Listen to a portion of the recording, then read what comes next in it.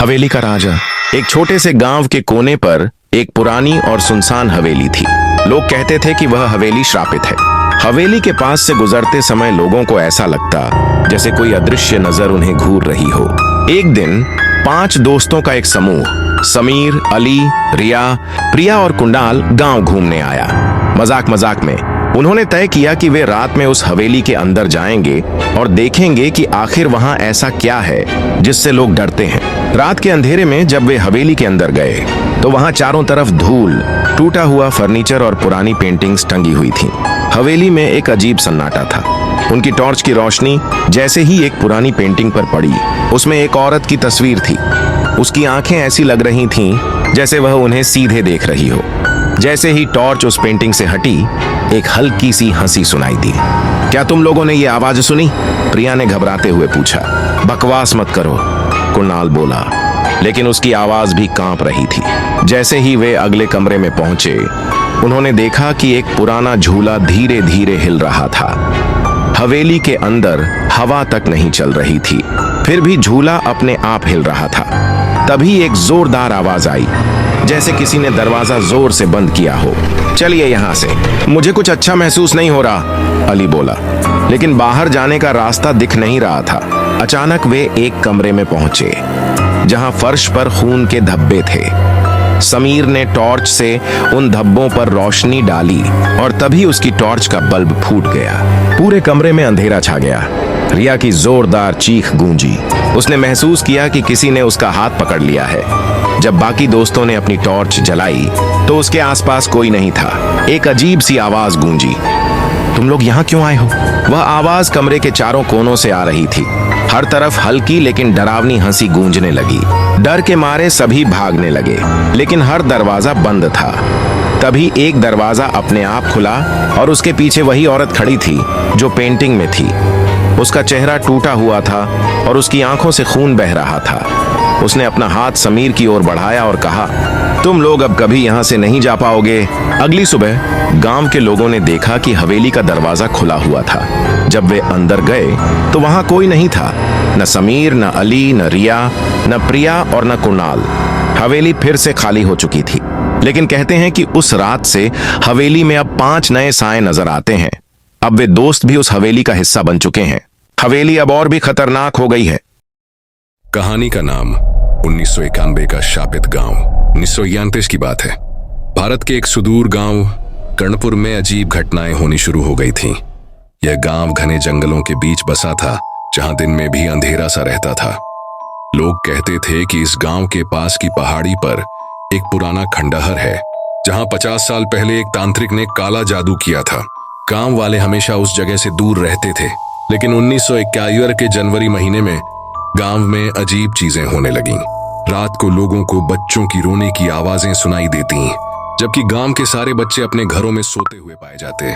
कुछ लोगों ने दावा किया कि उन्होंने रात को सफेद साड़ी में एक औरत को खंडहर की ओर जाते देखा है।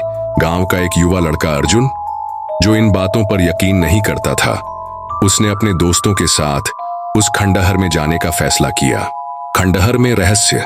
अर्जुन और उसके 3 दोस्त दीपक, मोहन और सुरेश एक चांदनी रात में टॉर्च और लाठी लेकर खंडहर पहुंचे। वहां पहुंचते ही उन्हें अजीब सी ठंडी हवा महसूस हुई। खंडहर में घुसते ही उन्होंने दीवारों पर अजीब चित्र और संस्कृत में कुछ मंत्र लिखे देखे। उन मंत्रों को पढ़ते ही दीपक को अचानक ऐसा लगा जैसे किसी ने उसकी गर्दन पकड़ ली हो। सभी घबरा गए। तभी एक पुरानी पायल की खनक सुनाई दी और खंडहर में एक परछाई दिखाई दी। वो परछाई धीरे धीरे एक औरत का रूप लेने लगी। उसके लंबे बाल बिखरे हुए थे और आंखें लाल थीं। उसने चिल्लाते हुए कहा, क्यों आए हो मेरी दुनिया में? एक पुराना रहस्य।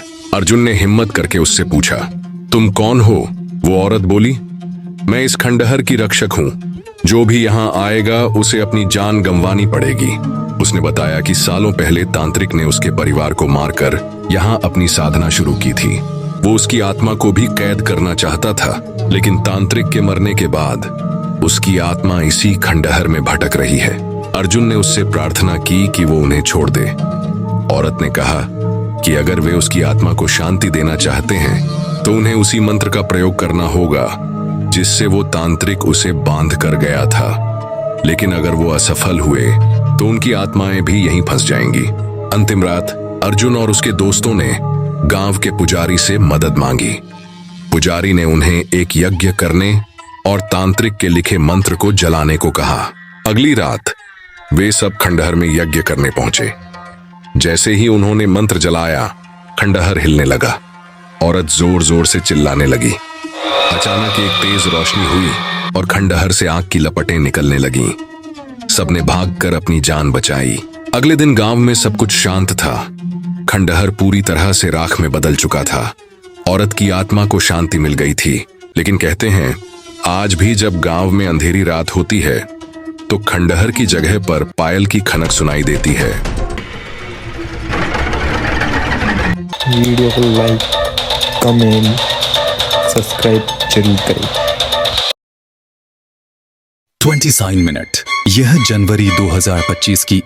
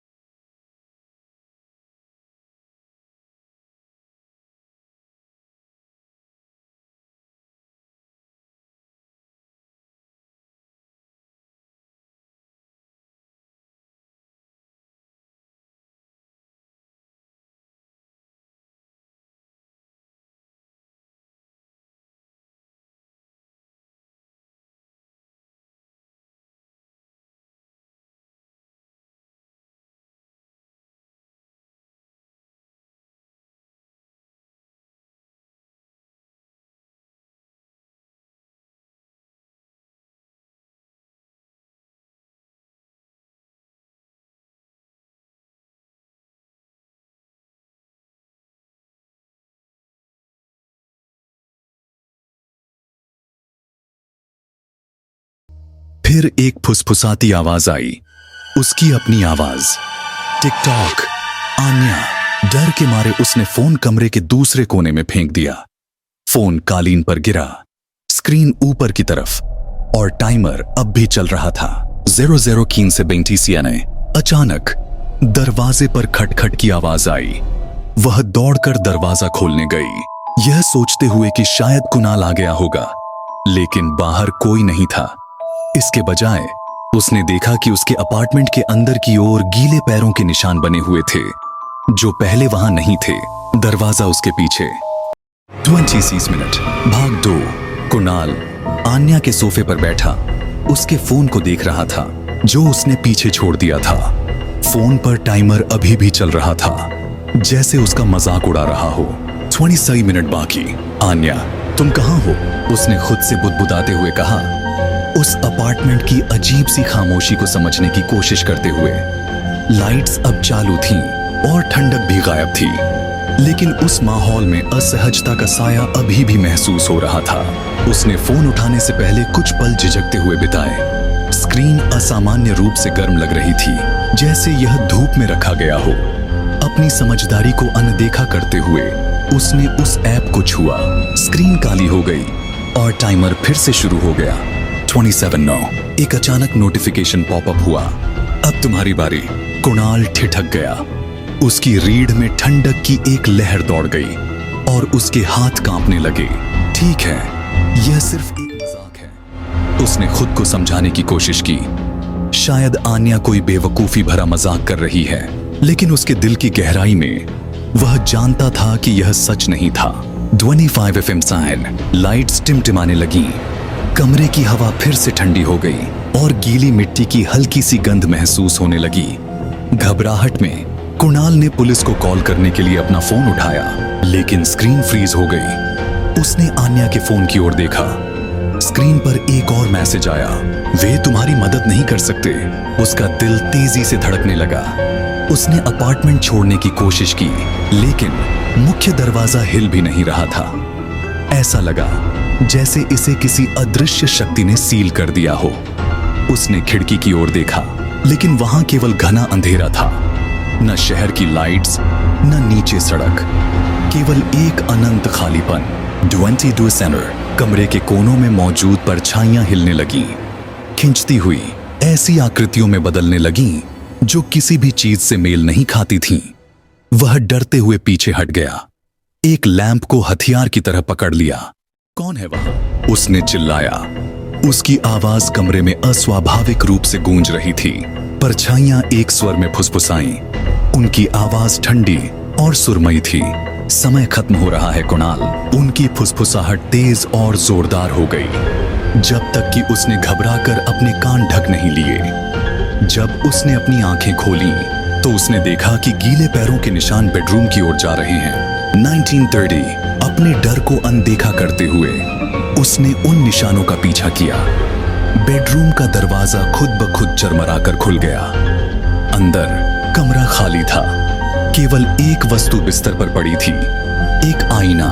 कुणाल ने सावधानी से आगे बढ़ते हुए आईने की ओर देखा। हर कदम पहले से ज्यादा भारी महसूस हो रहा था, लेकिन आईना कमरे को नहीं दिखा रहा था। उसमें कुछ और ही दिख रहा था। आईने के भीतर आन्या बैठी हुई थी, अंधेरे में रो रही थी। उसका चेहरा पीला और खोखला था। उसने ऊपर देखा। उसकी आंखें कोयले जैसी काली थीं। मुझे बचाओ, उसने बिना आवाज किए कहा। इससे पहले कि कुणाल कुछ समझ पाता, आईने से उसका हाथ निकला और उसकी कलाई पकड़ ली। उसकी पकड़ बर्फ की तरह ठंडी थी और उसकी उंगलियां उसकी त्वचा में ढंसने लगीं। वह चीखते हुए पीछे हटने की कोशिश करने लगा, लेकिन वह उसे आईने की ओर खींचने लगी। फंस्टर नाउ। फोन से टाइमर की तेज बीप गूंजने लगी, जैसे कोई चेतावनी दे रहा हो। कुणाल! अब हर तरफ से आन्या की आवाज गूंज रही थी। उसकी आवाज खोखली और डरावनी थी। तुम मुझे बचा नहीं सकते, तुम्हें मेरे साथ ही आना होगा। वह पीछे गिर पड़ा, किसी तरह आईने की पकड़ से खुद को छुड़ाकर। लेकिन अब अपार्टमेंट का हर कोना बदलने लगा। दीवारें पिघलने लगी, फर्नीचर अंधेरे में गायब होने लगा। वह फिर से लिविंग रूम में था, लेकिन यह लिविंग रूम वैसा नहीं लग रहा था। फोन की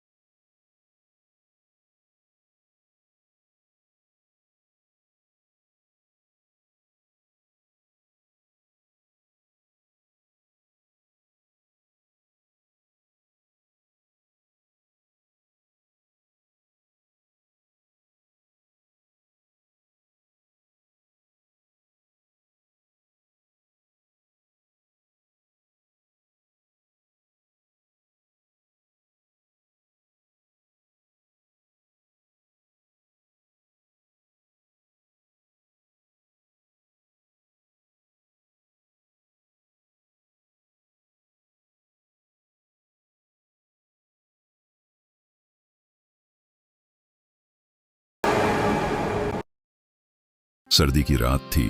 आसमान पर बादल छाए हुए थे और हवाओं में एक सर्दी भरी तेज लहर थी। छोटे से गांव की एक गली में एक पुरानी सी कोठी के अंदर दिया जल रहा था। अंदर बैठे थे रेहान और जारा। दोनों छोटी सी अंगीठी के पास हाथ सेक रहे थे। बाहर बादल गरज रहे थे और एक पल के लिए सब कुछ एक अजीब सा सुकून ले आया था। रेहान एक पुरानी कहानी सुना रहा था, जब अचानक एक जोर की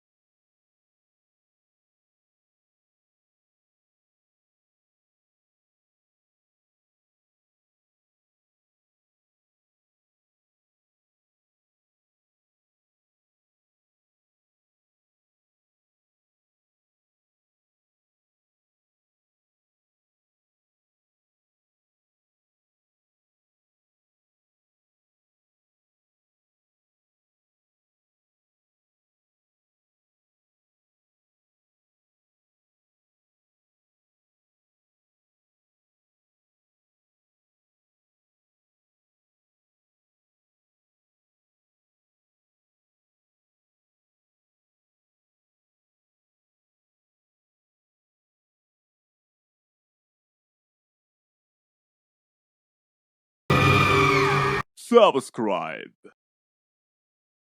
भूतिया कहानी गुमशुदा आहटें। एक छोटे से गांव में एक पुराना मकान था जिसे हैरिस हाउस के नाम से जाना जाता था। गांव वाले इस मकान के पास जाने से डरते थे क्योंकि कहते थे कि रात के वक्त वहां से अजीब ओ गरीब आवाजें आती थीं। लेकिन एक दिन एक युवा लड़की सारा ने इस मकान के बारे में सुना और वह उसकी सच्चाई जानने के लिए बेचैन हो गई। सारा का दिल हमेशा रोमांच के लिए तैयार रहता था और वह कभी न कभी इस पुराने मकान का रहस्य जानना चाहती थी। एक शाम जब सूरज डूब रहा था, सारा ने अपने दोस्त आरिश को इस पुराने मकान के बारे में बताया और दोनों ने वहां जाने का फैसला किया। मकान गांव से थोड़ा दूर था, एक सुनसान रास्ते के किनारे। जब वे दोनों वहां पहुंचे तो उन्होंने महसूस किया कि मकान के दरवाजे पर एक गहरी खामोशी फैली हुई थी। दरवाजा बंद था लेकिन अंदर से एक रहस्यमय सी रोशनी चमक रही थी। सारा ने आरिश की ओर देखा और दोनों ने दरवाजा खोलने की कोशिश की।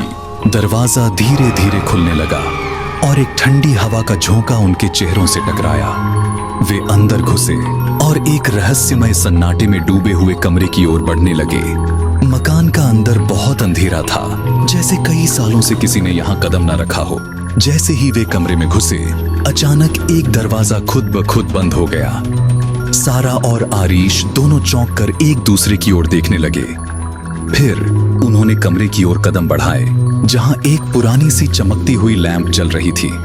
आरिश ने कहा, यहाँ कुछ गड़बड़ है, हमें तुरंत बाहर जाना चाहिए। लेकिन सारा ने कहा, नहीं, हमें अंदर जाकर देखना होगा कि यहाँ क्या हो रहा है। जैसे ही वे आगे बढ़े, अचानक एक हंसी की आवाज सुनाई दी। आरिश का दिल तेजी से धड़कने लगा और सारा का चेहरा सफेद पड़ गया। यह आवाज कहां से आ रही है? आरिश ने डर से पूछा। सारा ने नजर दौड़ाई और उसने कमरे के एक कोने में एक पुरानी सी तस्वीर देखी जिसमें एक परिवार दिखाया गया था। तस्वीर में मौजूद एक महिला का चेहरा उदास था और उसकी आंखों में एक खाली सी भयावहता थी। सारा ने तस्वीर के करीब जाकर उसकी आंखों में झांका। अचानक उसकी नजर एक और तस्वीर पर पड़ी जो छिपाई गई थी। जब सारा ने उस तस्वीर को हटाया तो उसके नीचे एक पुरानी सी किताब रखी हुई थी। उस किताब के पन्ने मुड़ने लगे और एक बिना आवाज की आवाज आई, अब तुम यहाँ आ गए हो। यह आवाज इतनी तेज थी कि सारा और आरिश के दिल कांप गए। उस किताब के आखिरी पन्ने पर एक खाली जगह थी जिस पर खून से लिखा हुआ था, तुम्हें यहां से निकलने का रास्ता नहीं मिलेगा। सारा और आरिश दोनों डर के मारे दरवाजे की ओर दौड़े, लेकिन दरवाजा बंद हो चुका था। जब उन्होंने दरवाजे को धक्का देना शुरू किया तो एक डरावनी चीख सुनाई दी, जैसे कोई बहुत बड़ी मखलूक उनके पास आ रही हो। सारा ने घबरा कर कहा, हमें तुरंत बाहर जाना होगा। तभी कक्ष के एक कोने से एक धुंधली सी छाया बाहर आई और दोनों की ओर बढ़ने लगी। सारा और आरिश दोनों घबराए हुए थे, लेकिन उन्होंने जितनी ताकत लगाई, दरवाजा नहीं खुला। तब वे दोनों एक दूसरे की ओर देखे और अचानक उस छाया ने अपनी आंखें खोल दी, जो पूरी तरह से सफेद थीं। वे दोनों बिना एक शब्द बोले दौड़ पड़े, लेकिन छाया उनके पीछे आ रही थी। फिर जैसे ही वे दरवाजे के पास पहुंचे, एक ठंडी और भारी सांस उनके पास महसूस हुई। सारा और आरिश की हिम्मत जवाब दे चुकी थी। अगली सुबह गांव वाले जब उस मकान के पास पहुंचे तो उन्होंने देखा कि दरवाजा खुला था, लेकिन अंदर सारा और आरिश का कोई निशान नहीं था। मकान फिर से सुनसान और खामोश था, लेकिन अब वहां एक नया दरवाजा खुला था और उस दरवाजे पर खून से लिखा हुआ था, यहां से वापस जाने का रास्ता नहीं है।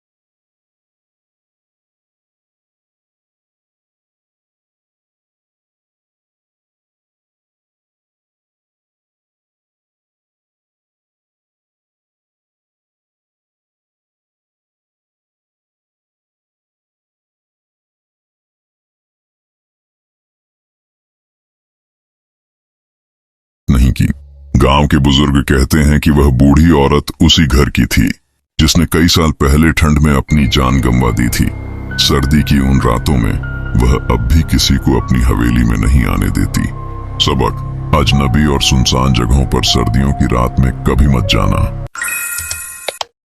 Subscribe to my channel. ये कहानी एक छोटे से गांव के लड़के रवि की है। रवि को तस्वीरें खींचने का बहुत शौक था, लेकिन उसके पास अपना कैमरा नहीं था। उसका सपना था कि वह एक दिन फोटोग्राफर बनेगा, लेकिन गांव के हालात ऐसे नहीं थे कि वह अपना सपना पूरा कर सके। एक दिन रवि अपने गांव के पुराने और छोड़े हुए महल में गया। वहां उसने एक पुराना कैमरा देखा जो एक शेल्फ पर पड़ा था। उस कैमरे पर धूल जमी थी, लेकिन फिर भी वह रवि को बहुत ही अनोखा लगा। मध्य रवि ने वह कैमरा उठाया और घर ले आया। उसने अपनी मां से इस कैमरे के बारे में बताया तो उसकी मां ने उससे कहा, बेटा, यह कैमरा छोड़ देना चाहिए। इससे पहले भी कुछ लोग इसे ले गए थे, लेकिन वापस नहीं आए। लेकिन रवि ने मां की बात नहीं मानी, क्योंकि उसके अंदर का जुनून इससे पहले कभी इतना ज्यादा नहीं था। रवि ने अपने दोस्त के साथ मिलकर तस्वीरें खींचनी शुरू की, लेकिन जब उसने पहली तस्वीर खींचकर देखी तो वह तस्वीर बहुत अजीब थी। उस तस्वीर में जो इंसान होता, उसके आसपास एक छवि नजर आती थी, जैसे कि कोई और भी उसके साथ है। रवि को यह तस्वीर देखकर थोड़ा डर लगा, लेकिन उसने सोचा कि यह शायद कैमरे की खराबी हो सकती है। कुछ दिन बाद रवि के दोस्त, जिनकी तस्वीर उसने खींची थी, एक के बाद एक गुम होने लगे। गांव में अफवाह फैल गई कि जो भी इस कैमरे से तस्वीर खींचता है, उसके साथ कुछ बुरा होता है। रवि ने जब अपनी तस्वीर देखी तो उसमें भी वही छवि थी जो बाकी तस्वीरों में थी। रवि को समझ आ गया कि यह कैमरा सही नहीं है। उसने फैसला किया कि वह इस कैमरे को वापस उसी महल में रखाएगा। जब रवि कैमरा वापस रखने गया तो उसने देखा कि वह महल बदल चुका था। महल अब एक हसीन जंगल में तब्दील हो गया था और उसके बीच में वह कैमरा चमक रहा था। रवि ने कैमरा वहां रख दिया और उसी वक्त वह कैमरा अपने आप हवा में उड़ने लगा और एक जोर से धमाका हुआ। निष्कर्ष: रवि बेहोश हो गया। जब उसने अपनी आंखें खोलीं तो वह अपने घर में था। उसके दोस्त भी वहां थे जो पहले गुम हो गए थे। सब कुछ सामान्य लग रहा था, जैसे कुछ हुआ ही न हो। लेकिन उसके बाद रवि ने कभी भी तस्वीर खींचने के बारे में नहीं सोचा।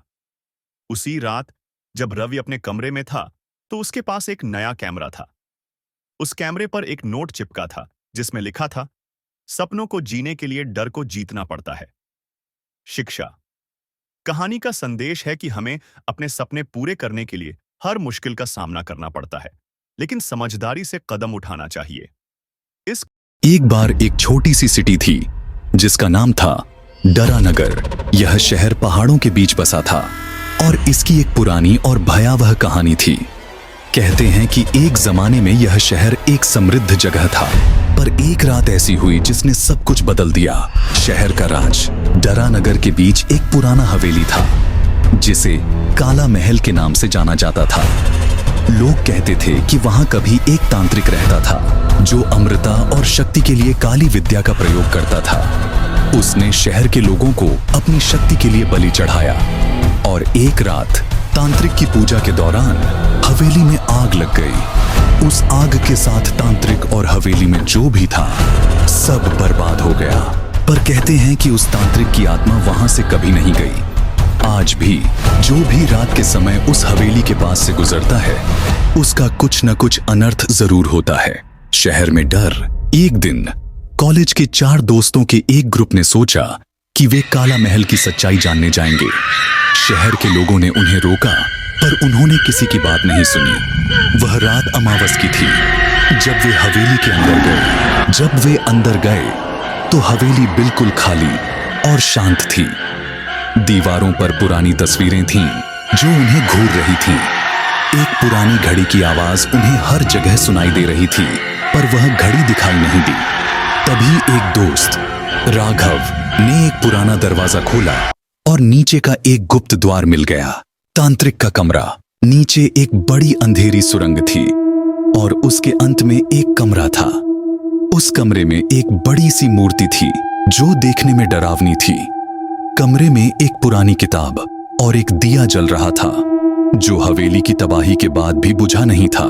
जब राघव ने उस किताब को छुआ तो हवेली के दरवाजे जोर से बंद हो गए। एक ठंडी हवा चलने लगी और एक भयावह हंसी की आवाज सुनाई दी। तुम लोग यहां क्यों आए हो? एक भयानक आवाज ने पूछा। दोस्तों ने वहां से भागने की कोशिश की, पर उनका हर रास्ता बंद हो चुका था।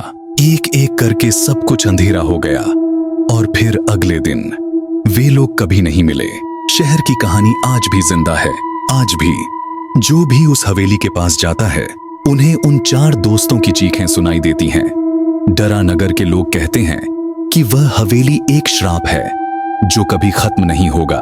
कहते हैं अगर किसी दिन तुम डरा नगर जाओ और काला महल के पास जाने की हिम्मत करो तो ध्यान रखना शायद तुम वापस ना आ सको। Subscribe to my channel.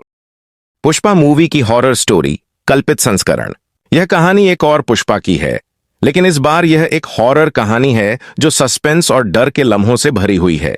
कहानी की शुरुआत। पुष्पा एक छोटे गांव की लड़की थी जो जंगल से लकड़ी काटकर अपना गुजारा करती थी।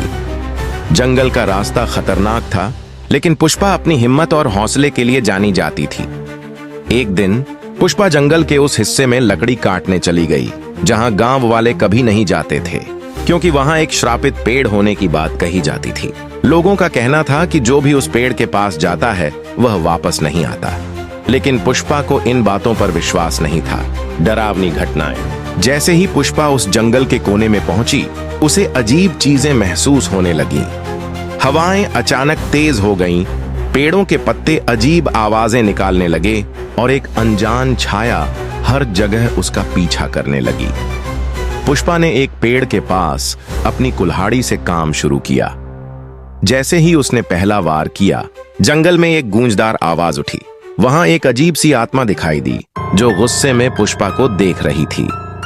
पुष्पा ने देखा कि उस पेड़ के नीचे एक पुरानी अधजली चिता थी। वही चिता उस आत्मा की कैद का कारण थी। गांव की छुपाई हुई सच्चाई। पुष्पा गांव वापस लौटी और उसने यह बात सबको बताई। गांव के बुजुर्गों ने उसे बताया कि वह पेड़ 50 साल पहले एक औरत की मौत का गवाह है, जिसे निर्दयी लोगों ने मार दिया था। उस औरत की आत्मा उस पेड़ में कैद थी और अब पुष्पा ने उसे जगा दिया था। क्लाइमैक्स। पुष्पा की जंग। रात को पुष्पा के घर में अजीब घटनाएं होने लगीं। दरवाजे अपने आप खुलते और बंद होते, चीजें गिरने लगती और हर जगह एक औरत की चिल्लाने की आवाज सुनाई देती। जंगल की आत्मा ने पुष्पा को अपना अगला शिकार बनाने का फैसला कर लिया था। पुष्पा ने हिम्मत करके एक तांत्रिक की मदद ली और जंगल में वापस गई। तांत्रिक ने कहा कि उस आत्मा को मुक्ति तभी मिलेगी जब उसकी अधूरी चिता को पूरी तरह से जलाया जाएगा। लेकिन आत्मा का गुस्सा इतना था कि उसने तांत्रिक और पुष्पा पर हमला कर दिया। पुष्पा ने अपनी हिम्मत और हौसले से उस अंतिम क्रिया को पूरा किया और आत्मा को मुक्ति दी।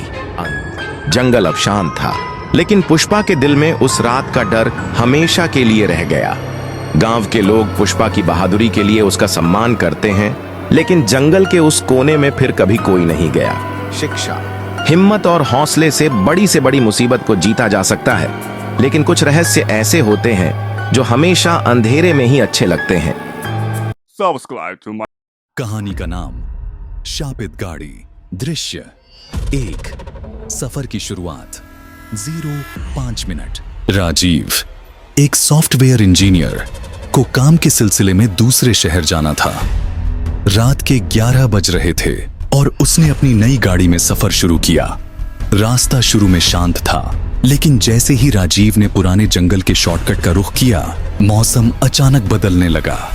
हवा तेज चलने लगी और गाड़ी की हेडलाइट्स के आगे घना कोहरा छा गया। राजीव ने अपना जीपीएस चेक किया, लेकिन वह अचानक बंद हो गया। उसने खुद से कहा, कोई बात नहीं, शायद सिग्नल नहीं मिल रहा। ये जंगल का रास्ता हमेशा ऐसा ही होता है। कुछ दूरी पर राजीव ने देखा कि एक पुरानी खस्ताहाल गाड़ी सड़क के किनारे खड़ी है। गाड़ी के पास एक आदमी खड़ा था जो हाथ हिलाकर मदद मांग रहा था। राजीव ने अपनी गाड़ी रोकी और उस आदमी से पूछा, क्या हुआ भाई, गाड़ी खराब हो गई है? आदमी ने बिना कुछ कहे राजीव की तरफ देखा और उसका चेहरा धीरे धीरे एक अजीब सी मुस्कान में बदल गया। राजीव ने उसकी मदद करने की कोशिश की, लेकिन जैसे ही वह उस गाड़ी के पास गया, उसका दिल तेजी से धड़कने लगा। दृश्य 2, गाड़ी का राज। 5-10 मिनट। आदमी ने कहा, मुझे इस रास्ते पर थोड़ी दूर तक लिफ्ट चाहिए, मुझे घर जाना है। राजीव ने कुछ सोचकर उसे गाड़ी में बैठा लिया, लेकिन जैसे ही उस आदमी ने गाड़ी में कदम रखा, राजीव को एक अजीब सी ठंडक महसूस होने लगी। रास्ते भर वह आदमी कुछ नहीं बोल रहा था, बस सीधा आगे देख रहा था। राजीव ने जीपीएस को दोबारा चालू करने की कोशिश की, लेकिन स्क्रीन पर सिर्फ एक संदेश लिखा आया, अभी वापस लौट जाओ। राजीव ने पीछे मुड़कर आदमी से पूछा, आपका घर कितनी दूर है? आदमी ने धीरे से कहा, बस थोड़ा और आगे। राजीव ने सोचा कि वह उसे शहर के पास छोड़ देगा। कुछ देर बाद राजीव ने गाड़ी के रियर व्यू मिरर में एक और चेहरा देखा, एक औरत का, जो उस आदमी के पीछे बैठी थी। राजीव घबरा गया, क्योंकि उसने सिर्फ एक आदमी को लिफ्ट दी थी। उसने पीछे पलटकर देखा, लेकिन वहां कोई नहीं था। दृश्य 3, शापित गाड़ी की कहानी। 10-16 मिनट। राजीव परेशान हो गया, लेकिन उसने सफर जारी रखा। तभी उस आदमी ने कहा, क्या तुम्हें पता है इस रास्ते पर लोग क्यों नहीं चलते? राजीव ने बिना कुछ बोले उसकी तरफ देखा। आदमी बोला, यहाँ एक गाड़ी का भयानक हादसा हुआ था, जिसमें पूरा परिवार मारा गया था। लोग कहते हैं कि उनकी आत्माएं अब भी इस रास्ते पर भटकती हैं। राजीव ने हंसते हुए कहा, आप मुझे डराने की कोशिश कर रहे हैं क्या? आदमी ने कुछ नहीं कहा, लेकिन राजीव ने देखा कि उसके हाथ ठंडे और खून से लथपथ लग रहे थे। अब राजीव का दिल तेजी से धड़कने लगा। राजीव ने गाड़ी की स्पीड बढ़ाने की कोशिश की, लेकिन गाड़ी अचानक बंद हो गई। हेडलाइट्स झपकने लगी और इंजन से अजीब आवाजें आने लगीं। उसने गाड़ी को चालू करने की कोशिश की, लेकिन इंजन ने काम करना बंद कर दिया। तभी उस आदमी ने कहा, तुम्हारा समय खत्म हो गया। राजीव ने डर के मारे पीछे देखा, तो उस आदमी की जगह एक जला हुआ चेहरा दिखा। उसके साथ एक औरत और 2 छोटे बच्चे बैठे थे, जिन्हें देखकर राजीव जोर से चीख पड़ा। दृश्य 4, अंत का राज। 16-21 मिनट। राजीव ने गाड़ी से निकलकर भागने की कोशिश की, लेकिन उसे हर तरफ वही पुरानी गाड़ी दिखाई देने लगी, जो उसने जंगल के मोड़ पर देखी थी। हर जगह से आवाजें आ रही थीं, तुमने मुझे लिफ्ट दी, अब तुम यहां से बचकर नहीं जा सकते। राजीव की अपनी गाड़ी का इग्निशन अचानक चालू हो गया और गाड़ी ने उल्टे गियर में चलना शुरू कर दिया। राजीव जोर से चीखने लगा, लेकिन उसकी चीखें जंगल की खामोशी में खो गईं। आखिरी बार किसी ने उस गाड़ी को देखा तो वह एक गहरी खाई में गिर रही थी। अगले दिन पुलिस ने जंगल से एक जली हुई गाड़ी और राजीव का शव बरामद किया, लेकिन जब फॉरेंसिक टीम ने गाड़ी की हिस्ट्री चेक की तो पता चला कि यह वही शापित गाड़ी थी जो 20 साल पहले एक परिवार के हादसे के बाद गायब हो गई थी। आज भी लोग कहते हैं, जो इस जंगल के रास्ते से गुजरता है उसे एक आदमी लिफ्ट मांगता है, जो उसे लिफ्ट देता है वह कभी वापस नहीं आता। तो क्या आप इस रास्ते पर सफर करना चाहेंगे? Subscribe to my channel. एक बार की बात है, एक छोटी सी बिल्ली थी जिसका नाम मीना था। मीना एक सुंदर सफेद रंग की बिल्ली थी और उसकी आंखें हरे मोतियों की तरह चमकती थीं। वह एक छोटे से गांव के पुराने घर में रहती थी। मीना बहुत शरारती थी, लेकिन उसका दिल बहुत बड़ा था। दिन भर वह इधर उधर दौड़ती, कभी पेड़ पर चढ़ जाती तो कभी छत पर उछल कूद करती। सबसे अच्छी बात यह थी कि मीना अपनी शरारतों से सबको खुश रखती थी। एक दिन मीना को एक अजीब आवाज सुनाई दी। वह आवाज घर के पीछे वाले बगीचे से आ रही थी। जब मीना वहां पहुंची तो उसने देखा कि एक छोटी सी चिड़िया गिरे हुए पत्तों के बीच फंसी हुई है। चिड़िया का पंख टूट गया था और वह उड़ नहीं पा रही थी। मीना को चिड़िया पर दया आ गई। उसने अपने छोटे छोटे पंजों से चिड़िया को उठाया और घर के अंदर ले गई। उसने चिड़िया के लिए दूध का एक छोटा सा कटोरा रखा और उसके साथ खेलती रही। धीरे धीरे चिड़िया का जख्म भरने लगा। कुछ हफ्तों बाद चिड़िया बिल्कुल ठीक हो गई और उड़ने लगी। उसने मीना को अपने पंखों से विदाई दी और आकाश में उड़ गई। मीना खुश थी कि उसने एक दोस्त की मदद की थी। उस दिन के बाद मीना और भी प्यारी और दयालु हो गई। गांव के सभी लोग उसे पसंद करते थे और मीना अपनी दुनिया में खुश रहती थी। और इस तरह मीना की यह कहानी एक मिसाल बन गई कि छोटी सी मदद भी कितना बड़ा फर्क ला सकती है। Horror train. अंधेरी रातें। एक ठंडी और अंधेरी रात थी। रिया अपने ऑफिस के काम के चक्कर में देर रात तक फंसी रही और उसे आखिरी लोकल ट्रेन पकड़नी थी। जब वह प्लेटफॉर्म पर पहुंची तो वहां सिर्फ एक पुरानी खटारा सी ट्रेन खड़ी थी। उस ट्रेन के दरवाजे से हल्की सी पीली रोशनी झांक रही थी। रिया ने सोचा, शायद यह कोई स्पेशल ट्रेन है जो देर रात चलती है। उसने ज्यादा सोच विचार किए बिना ट्रेन में चढ़ने का फैसला कर लिया। ट्रेन के अंदर का नजारा अजीब था। पुरानी लकड़ी की बेंचें, हल्की हल्की घंटी की आवाज और एक अजीब सी ठंडक चारों ओर फैली हुई थी। कोच में कुछ ही लोग थे और सबने अपने सिर झुकाए हुए थे, जैसे किसी ने उन्हें जगा दिया हो। ट्रेन चल पड़ी। रिया ने अपने फोन पर समय देखने की कोशिश की, लेकिन अजीब बात यह थी कि फोन में नेटवर्क नहीं आ रहा था। ट्रेन की रोशनी धीरे धीरे मध्यम होने लगी और हवा में एक अजीब सी गंध फैल गई, जैसे पुराने कपड़े और गीली मिट्टी की। रिया ने सामने बैठे एक आदमी से पूछा, यह ट्रेन कहां तक जाएगी? उस आदमी ने धीरे से सिर उठाकर उसकी ओर देखा। उसकी आंखें खाली और डरावनी थीं, जैसे वह इंसान न होकर कोई साया हो। रिया का दिल तेजी से धड़कने लगा। उसने कोच के बाकी यात्रियों की ओर देखा और तब उसे समझ आया कि वे सब भी एक जैसे ही दिख रहे थे, बेजान, पुराने कपड़ों में लिपटे हुए। डर के मारे रिया अपनी सीट से उठी और अगले कोच में चली गई। लेकिन हर कोच का नजारा एक जैसा था। वही अजीब लोग, गहरी खामोशी और ठंडक जो उसकी हड्डियों तक पहुंच रही थी। तभी अचानक किसी ने उसकी पीठ पीछे से कहा, तुम यहां क्यों आई हो? रिया तेजी से पलटी, लेकिन पीछे कोई नहीं था। उसका मन कर रहा था कि किसी भी तरह ट्रेन से उतर जाए, लेकिन ट्रेन रुकने का नाम ही नहीं ले रही थी। खिड़की से बाहर झांककर उसने देखा तो नजारा और भी डरावना था। ट्रेन एक घने जंगल के बीच से गुजर रही थी, लेकिन जंगल सिर्फ अंधेरा था। न पेड़ दिख रहे थे, न जमीन, बस गहरी काली परछाइयां। अचानक ट्रेन एक झटके से रुक गई। रिया ने देखा कि कोच में बैठे सभी लोग खड़े हो गए और उसकी ओर देखने लगे। उनके चेहरे धीरे धीरे घुलने लगे, जैसे उनका वजूद धुएं में बदल रहा हो। रिया चीख पड़ी, मुझे यहां से बाहर निकलना है। ट्रेन के दरवाजे खुल गए और उसके सामने एक पुराना, सुनसान स्टेशन था, जिसका नाम था मृतलोक जंक्शन। रिया ने स्टेशन की ओर दौड़ लगा दी, लेकिन स्टेशन पर केवल सन्नाटा था। उसने पीछे मुड़कर देखा तो ट्रेन गायब हो चुकी थी। अगले दिन अखबार में एक खबर छपी। रेलवे ट्रैक के पास एक लड़की की लाश मिली थी। लोग कहते हैं कि वह ट्रेन अब भी चलती है, लेकिन सिर्फ उनके लिए जो अपने डर का सामना नहीं कर पाते। तो अगर आप कभी देर रात ट्रेन पकड़ें तो एक बार सोचें, वह ट्रेन सामान्य है या मृत। हवेली का राजा। एक छोटे से गांव के कोने पर एक पुरानी और सुनसान हवेली थी। लोग कहते थे कि वह हवेली श्रापित है। हवेली के पास से गुजरते समय लोगों को ऐसा लगता जैसे कोई अदृश्य नजर उन्हें घूर रही हो। एक दिन 5 दोस्तों का एक समूह समीर, अली, रिया, प्रिया और कुंडाल गांव घूमने आया।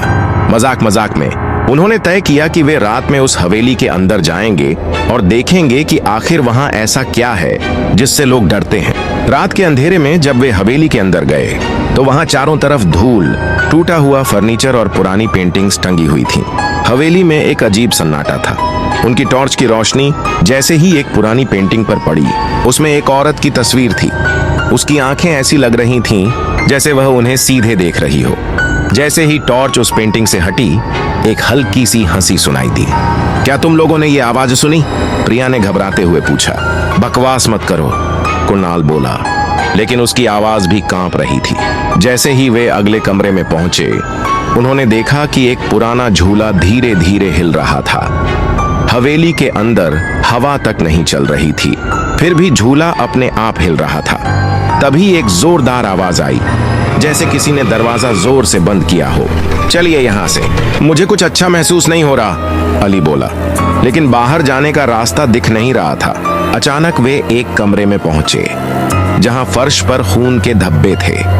समीर ने टॉर्च से उन धब्बों पर रोशनी डाली और तभी उसकी टॉर्च का बल्ब फूट गया। पूरे कमरे में अंधेरा छा गया।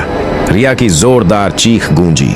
उसने महसूस किया कि किसी ने उसका हाथ पकड़ लिया है। जब बाकी दोस्तों ने अपनी टॉर्च जलाई तो उसके आसपास कोई नहीं था। एक अजीब सी आवाज गूंजी, तुम लोग यहाँ क्यों आए हो?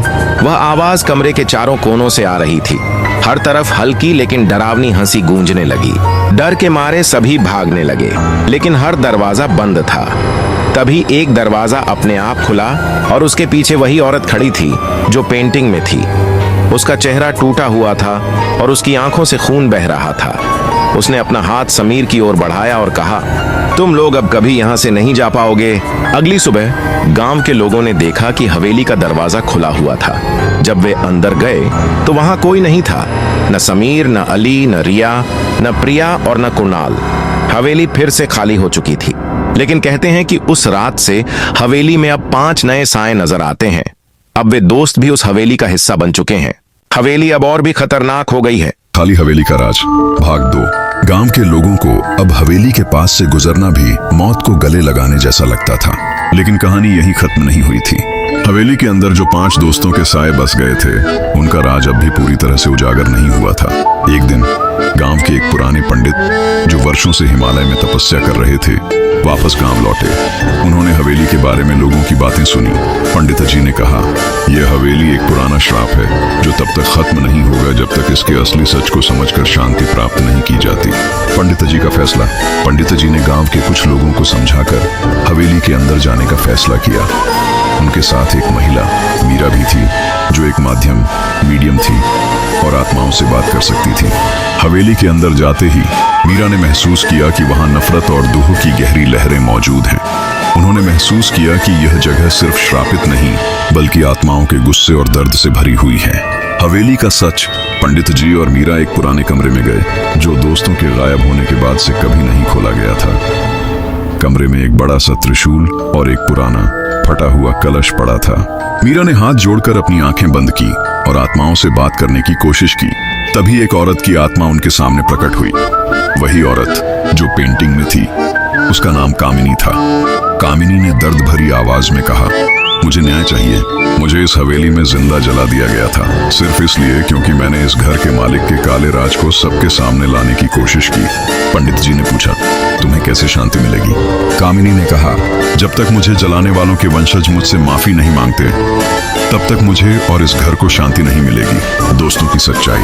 मीरा ने कामिनी से पूछा, और वे 5 दोस्त कहाँ हैं? कामिनी ने कहा, मेरी आत्मा ने उन्हें यहाँ रोका हुआ है। मैंने उन्हें नुकसान नहीं पहुंचाया, लेकिन वे यहाँ इसलिए फंस गए क्योंकि उन्होंने मेरी कहानी सुनी। अब जब तक वे मेरी बात को दुनिया तक नहीं पहुंचाते, उन्हें भी मुक्ति नहीं मिलेगी। मीरा ने दोस्तों की आत्माओं से बात की। उन्होंने कहा, हम डर गए थे और यहाँ से भाग नहीं पाए। हमें अब इस श्राप को खत्म करने दो ताकि हम भी यहाँ से मुक्त हो सकें। अंतिम यज्ञ। पंडित जी ने पूरे गांव को हवेली के पास बुलाया और उस रात यज्ञ का आयोजन किया। यज्ञ के दौरान कामिनी की आत्मा फिर से प्रकट हुई। उसने कहा, मुझे बस एक मौका दो ताकि मैं अपनी बात इंसानों तक पहुंचा सकूं, और अगर तुम लोग सच में मेरी मदद करना चाहते हो तो मुझे न्याय दिलाओ। पंडित जी ने यज्ञ के माध्यम से कामिनी की कहानी पूरे गांव को सुनाई। जब सच सभी के सामने आया तो कामिनी और 5 दोस्तों की आत्माओं ने एक एक करके हवेली से मुक्त होने का एहसास दिया। तेज रोशनी के साथ कामिनी और 5 दोस्तों की आत्माएं शांति प्राप्त कर स्वर्ग की ओर चली गईं। श्राप का अंत। अगली सुबह हवेली पहली बार एक सामान्य घर की तरह महसूस हुई। वहां अब न कोई आवाज थी, न डरावनी हंसी। पंडित जी ने कहा, जो सच था वह सामने आने के बाद श्राप का अंत हो गया। अब यह हवेली एक श्रापित जगह नहीं रही। गांव के लोग अब हवेली के पास से बिना किसी डर के गुजरने लगे। हवेली का रहस्य और श्राप दोनों समाप्त हो चुके थे। 5 दोस्त भी शांति प्राप्त कर चुके थे। लेकिन हर कहानी का एक छुपा हुआ राज जरूर होता है। क्या तुम उस राज को जानने के लिए हवेली में वापस जाओगे? खाली हवेली का राज भाग 3। हवेली का राज खत्म हो चुका था, या लोगों को ऐसा ही लगता था। कामिनी और दोस्तों की आत्माओं ने शांति प्राप्त कर ली थी, लेकिन हवेली के अंदर अब भी एक अजीब सी ठंडक और सन्नाटा था, जैसे कुछ बाकी हो। एक रात गांव के नए सरपंच रवि ने हवेली के अंदर से एक अजीब सी रोशनी देखी।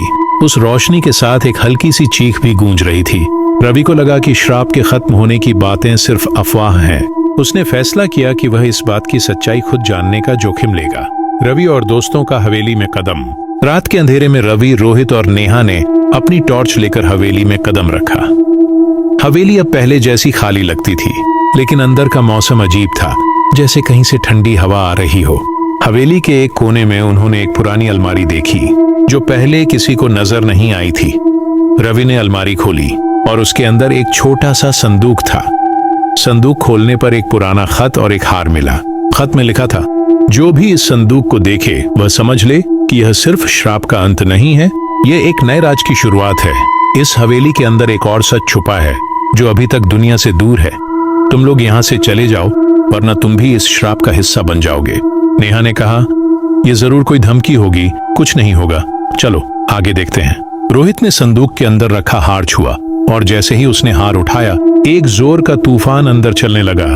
हवेली के दरवाजे बंद हो गए और उन्होंने एक औरत की चीखें सुनी, वही कामिनी की आत्मा का सच। रोहित ने हार पकड़कर कहा, यह क्या है? कामिनी की आत्मा ने तो शांति पाली थी ना। तभी एक अंधेरी रोशनी के बीच कामिनी की आत्मा फिर से सामने आई, लेकिन इस बार वह और भी ज्यादा गुस्से में थी। उसने कहा, तुम लोगों ने मुझे इंसाफ दिया, लेकिन यह इंसाफ पूरा नहीं था। उस घर के मालिक के जो राज मैंने सबके सामने लाने की कोशिश की थी वह अब तक छुपा है। तुम लोग यहाँ से नहीं जाओगे जब तक वह राज दुनिया के सामने नहीं आए। रवि ने पूछा, वह राज क्या है? हम कैसे जाने उसके बारे में? कामिनी ने एक पुरानी तस्वीर उनके सामने गिराई। तस्वीर में हवेली के मालिक के साथ एक औरत और एक बच्चा था। कामिनी ने कहा, वो बच्चा मेरे और उस मालिक का है और उसने मुझे इसलिए मार दिया क्योंकि उसने अपने वंश का खत्म होना देखने का सपना देखा था। मेरा बच्चा अब तक कहीं इस हवेली के नीचे है। जब तक उसकी आत्मा को शांति नहीं मिलेगी यह हवेली आजाद नहीं होगी। राज का अंतिम खुलासा। रवि, रोहित और नेहा ने मिलकर हवेली के अंदर जमीन खोदना शुरू किया। उन्होंने जमीन के नीचे एक पुरानी कब्र देखी। कब्र के अंदर एक छोटी सी हड्डी का ढेर था, कामिनी के बच्चे की। उन्होंने पंडित जी को वापस बुलाने की कोशिश की, लेकिन रात के समय कोई भी गांव का आदमी हवेली के पास नहीं आया। कामिनी की आत्मा उनके आसपास घूम रही थी। उसने कहा, इस बच्चे को शांति मिलने दो, एक यज्ञ करो और इसकी आत्मा को मुक्ति दिलाओ। रवि ने बच्चे की हड्डी को एक साफ कपड़े में लपेटा और एक छोटा यज्ञ किया। जैसे ही यज्ञ पूरा हुआ, कामिनी की आत्मा और बच्चे की आत्मा एक रोशनी के साथ गायब हो गई। हवेली एकदम खामोश हो गई। हमेशा के लिए शांति। सुबह तक हवेली एकदम शांत थी। रवि, रोहित और नेहा वापस आ गए, लेकिन उन्हें लगता था कि कुछ न कुछ अब भी छुपा हुआ है। हवेली अब भी खाली थी, लेकिन लोग कहते हैं कि रात के 3 बजे अब भी एक बच्चे की हंसी सुनाई देती है। क्या यह राज सच में खत्म हुआ या अब भी कुछ बाकी है? शायद कभी पता चलेगा या शायद कभी नहीं। लाइक, कमेंट, सब्सक्राइब जरूर करिए। गर्मी की सीख, एक लंबी प्रेरणादायक कहानी। भूमिका, सूरज आसमान में आग बरसा रहा था। गांव की मिट्टी तप रही थी और चारों ओर गर्म लू के थपेड़े महसूस हो रहे थे। यह जून का महीना था, गर्मियों का सबसे कठोर समय। लेकिन इसी भीषण गर्मी में एक छोटा सा लड़का, अमित, अपनी जिंदगी की सबसे बड़ी सीख सीखने वाला था। अमित 14 साल का एक जिज्ञासु और नटखट लड़का था। वह गर्मी की छुट्टियां अपने दादा दादी के गांव में बिताने आया था। शहर की ऐशो आराम भरी जिंदगी के बाद गांव का सादा जीवन उसे उबाऊ और कठिन लग रहा था। भाग 1, गर्मी से परेशानी। पहले ही दिन अमित ने शिकायत शुरू कर दी, दादी, यहाँ बहुत गर्मी है, ना यहाँ एयर कंडीशनर है, ना ठंडी कोल्ड ड्रिंक, मैं यहाँ कैसे रहूँगा? दादी मुस्कुराई और बोली, बेटा, गांव का मजा तब आएगा जब तुम इसे महसूस करोगे, बस धैर्य रखो। लेकिन अमित को यह सब पसंद नहीं आ रहा था। वह दिन भर पसीने में भीगता रहता और गुस्से में रहता। भाग 2, गांव के बच्चे और तालाब का मजा। अगले दिन दादाजी उसे गांव के बच्चों के साथ खेलने भेजने लगे। गांव के बच्चे मिट्टी में खेलते, तालाब में नहाते, पेड़ों पर चढ़कर आम तोड़ते और पूरे दिन मस्ती करते। अमित यह देखकर हैरान था। उसने मोहन से पूछा, तुम लोगों को इतनी गर्मी नहीं लगती? मोहन हंसा और बोला, अगर तुम गर्मी को अपना दोस्त बना लो तो वह तुम्हें परेशान नहीं करेगी। अमित को यह बात अजीब लगी, लेकिन उसने मोहन के साथ तालाब में छलांग लगाने का फैसला किया। जैसे ही वह ठंडे पानी में कूदा, उसे एक अलग ही राहत महसूस हुई। वह तैरना नहीं जानता था, लेकिन मोहन ने उसे सिखाने की ठानी। धीरे धीरे अमित ने तैरने की कला सीख ली और उसे एहसास हुआ कि गर्मी से बचने के बजाय इसका आनंद लेना बेहतर है। भाग 3 आम के बाग में सीख। एक दिन दादाजी अमित को आम के बाग में ले गए। वहां सूरज की तेज धूप में कुछ किसान आम तोड़ रहे थे। अमित ने देखा कि पेड़ों पर लटकते आम पके हुए और रस से भरे थे। दादाजी ने एक आम तोड़ा और अमित को देते हुए कहा, बेटा इस मीठे आम का स्वाद लो। अमित ने आम का पहला टुकड़ा मुंह में रखा तो उसकी आंखें चमक उठीं। वाह, ये तो बहुत मीठा है। दादाजी मुस्कुराए और बोले, जानते हो यह आम इतना मीठा क्यों है? अमित ने सिर हिलाया। यह सूरज की गर्मी से ही पका है बेटा। अगर यह गर्मी न हो तो यह आम कभी मीठा नहीं बनता। यही जीवन का भी नियम है। कठिन परिस्थितियां हमें निखारती हैं और हमें और भी बेहतर बनाती हैं। अमित को ये बात समझ में आने लगी। भाग 4 मेहनत का महत्व। एक दिन अमित गांव के पास के खेतों में गया। वहां उसने देखा कि किसान खड़ी धूप में काम कर रहे थे। खेतों में हल चला रहे थे, फसल की देखभाल कर रहे थे।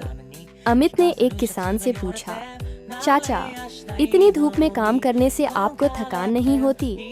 किसान हंसते हुए बोले, बेटा अगर हम ये मेहनत नहीं करेंगे तो अनाज कैसे उगाएंगे? अगर हम इस गर्मी से डर जाएं तो दुनिया भूखी रह जाएगी।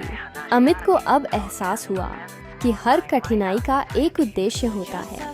भाग 5 बारिश की प्रतीक्षा। एक दिन आसमान में काले बादल छा गए। अमित ने देखा कि गांव के लोग खुशी से नाच रहे थे क्योंकि उन्हें पता था कि बारिश आने वाली है। कुछ ही देर में पहली बूंदें जमीन पर गिरने लगीं और पूरा गांव खुश हो गया। गर्मी से तपती धरती ठंडी हो गई। तालाब पानी से भर गए और किसान अपनी फसल के लिए खुश हो गए। दादाजी ने अमित से कहा, देखो बेटा अगर यह गर्मी ना होती तो यह बारिश भी नहीं आती। अब अमित पूरी तरह समझ चुका था कि जीवन में हर कठिनाई किसी न किसी अच्छी चीज की ओर ले जाती है। भाग 6 अमित की सीख। जब अमित की छुट्टियां खत्म हुईं और वह वापस शहर जाने लगा तो उसने दादाजी से कहा, दादाजी अब मैं गर्मी से नहीं डरता। मैंने सीख लिया है कि कठिनाइयां हमें मजबूत बनाती हैं और हर मौसम का अपना महत्व होता है। दादाजी गर्व से मुस्कुराए और बोले, बिल्कुल सही बेटा। अगर तुम जीवन की हर परिस्थिति को इसी नजरिए से देखोगे तो कभी कोई परेशानी तुम्हें नहीं रोक पाएगी। शिक्षा। कठिनाइयां ही हमें मजबूत बनाती हैं। अगर हम हर परिस्थिति को सकारात्मक दृष्टिकोण से देखें तो जीवन आसान और आनंदमय। वीडियो को लाइक कमेंट सब्सक्राइब कर। Like, comment, subscribe my channel.